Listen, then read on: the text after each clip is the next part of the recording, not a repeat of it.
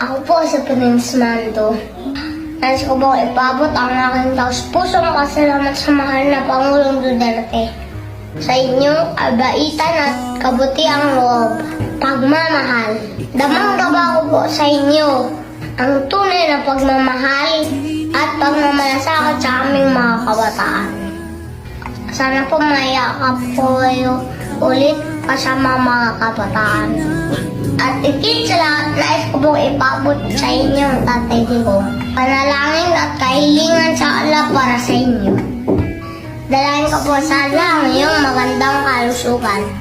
Malakas na panindigan, matatag at patas na pamumuno para sa lahat. Dalahin ko po sa Allah ang iyong tagumpay at kaligtasan. Mula sa lahat ng banta ng pwersa ng kasamaan, sa araw gawin niyang paggalap sa tungkulin para sa aming lahat.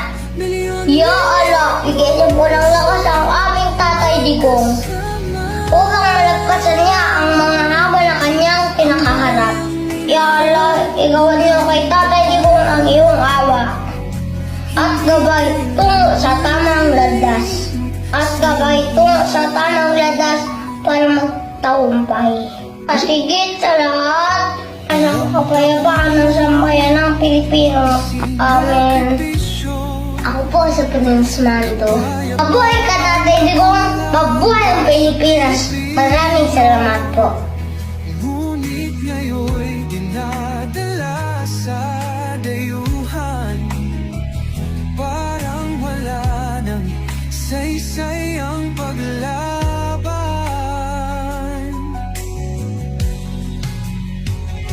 Sino pa ang nagmalasakit? Siya ngayon'y pinapahirap. Ngunit hindi ka namin bibitawan. Katarungan ng